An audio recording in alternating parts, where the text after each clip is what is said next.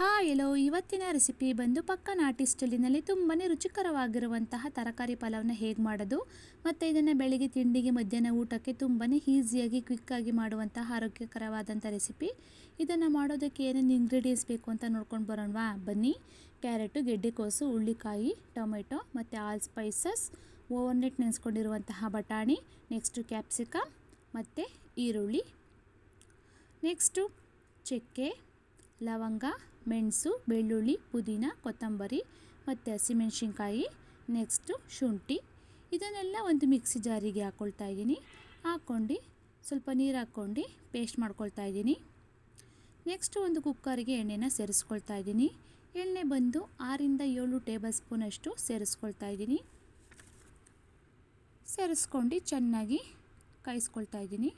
ಕಾಯಿಸ್ಕೊಂಡು next all spices ಹಾಕ್ಕೊಂಡು ಚೆನ್ನಾಗಿ flavour ಬಿಡುವ ತನಕ ಹುರಿದ್ಕೊಳ್ತಾ ಇದ್ದೀನಿ.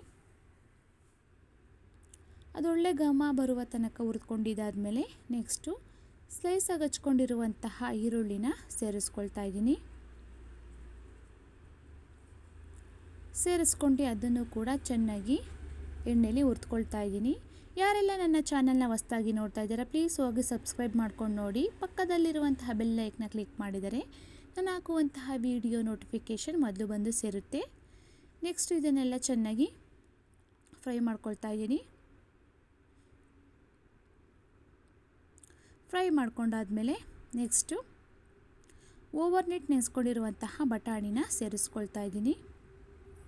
ಬಟಾಣಿನ ಸೇರಿಸ್ಕೊಂಡು ಚೆನ್ನಾಗಿ ಒಂದೊಳ್ಳೆ ಮಿಕ್ಸ್ ಕೊಟ್ಕೊಳ್ಳಿ. ಮಿಕ್ಸ್ ಕೊಟ್ಕೊಂಡು ನೆಕ್ಸ್ಟು ಉದ್ದಗೆ ಕಟ್ ಮಾಡಿಕೊಂಡಿರುವಂತಹ ತರಕಾರಿನ ನಾನು ಸೇರಿಸ್ಕೊಳ್ತಾ ಇದ್ದೀನಿ. ಪಲಾವ್ಗೆ ಬಂದು ಉದ್ದಗೆ ಕಟ್ ಮಾಡ್ಕೊಂಡಿರಬೇಕು, ತುಂಬಾ ಚೆನ್ನಾಗಿರುತ್ತೆ.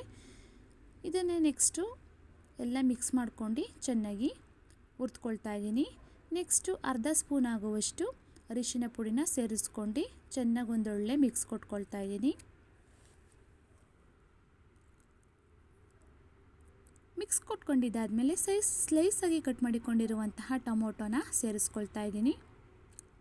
ನೆಕ್ಸ್ಟು ಸ್ಲೈಸಾಗಿ ಕಟ್ ಮಾಡಿಕೊಂಡಿರುವಂತಹ ಕ್ಯಾಪ್ಸಿಕಮ್ನ ಸೇರಿಸ್ಕೊಳ್ತಾ ಇದ್ದೀನಿ. ಸೇರಿಸ್ಕೊಂಡು ಚೆನ್ನಾಗಿ ಒಂದೊಳ್ಳೆ ಮಿಕ್ಸ್ ಕೊಟ್ಕೊಳ್ಳಿ. ಮಿಕ್ಸ್ ಕೊಟ್ಕೊಂಡಾದಮೇಲೆ ರುಬ್ಬಿಟ್ಕೊಂಡಿರುವಂತಹ ಪೇಸ್ಟ್ನ ನಾನು ಸೇರಿಸ್ಕೊಳ್ತಾ ಇದ್ದೀನಿ. ಸೇರಿಸ್ಕೊಂಡು ಹಸಿ ವಾಸನೆ ಹೋಗೋ ಗಂಟ ಚೆನ್ನಾಗಿ ಹುರಿದ್ಕೊಳ್ತಾ ಇದ್ದೀನಿ. ಹುರಿದ್ಕೊಂಡಾದಮೇಲೆ 1 ಸ್ಪೂನ್ ಆಗುವಷ್ಟು ಧನಿಯಾ ಪುಡಿನ ಸೇರಿಸ್ಕೊಂಡಿದ್ದೀನಿ. ಸೇರಿಸ್ಕೊಂಡು ಚೆನ್ನಾಗಿ ಎಣ್ಣೆಯಲ್ಲಿ ಬಿಡುವ ತನಕ ಹುರಿದ್ಕೊಳ್ಳಿ. ಹುರಿದ್ಕೊಂಡಾದಮೇಲೆ ನೆಕ್ಸ್ಟ್ ರುಚಿಗೆ ತಕ್ಕಷ್ಟು ಉಪ್ಪನ್ನ ಸೇರಿಸ್ಕೊಂಡು ಚೆನ್ನಾಗಿ ಮಿಕ್ಸ್ ಮಾಡ್ಕೊಳ್ಳಿ. ನೆಕ್ಸ್ಟು ನಾನು 2 ಲೋಟ ಅಕ್ಕಿನ ತೊಳೆದು ಸೇರಿಸ್ಕೊಳ್ತಾ ಇದ್ದೀನಿ. ಸೇರಿಸ್ಕೊಂಡು ಮಸಾಲೆ ಹೊಂದುವ ಹಾಗೆ ಮಿಕ್ಸ್ ಮಾಡ್ಕೊಳ್ಳಿ. ಮಿಕ್ಸ್ ಮಾಡ್ಕೊಂಡು ಒಂದು 2 ನಿಮಿಷಗಳ ಕಾಲ ಬೇಯಿಸ್ಕೊಳ್ಳಿ.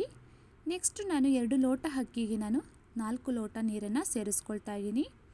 ಸೇರಿಸ್ಕೊಂಡು ಚೆನ್ನಾಗಿ ಒಂದೊಳ್ಳೆ ಮಿಕ್ಸ್ ಕೊಟ್ಕೊಳ್ಳಿ. ಉಪ್ಪು ಖಾರ ಕರೆಕ್ಟಾಗಿದೆಯಾ ಅಂತ ಚೆಕ್ ಮಾಡ್ಕೊಳ್ಳಿ. ನೆಕ್ಸ್ಟು ತರಕಾರಿ ಎಲ್ಲ ಚೆನ್ನಾಗಿ ಬೆಂದಿರುತ್ತೆ.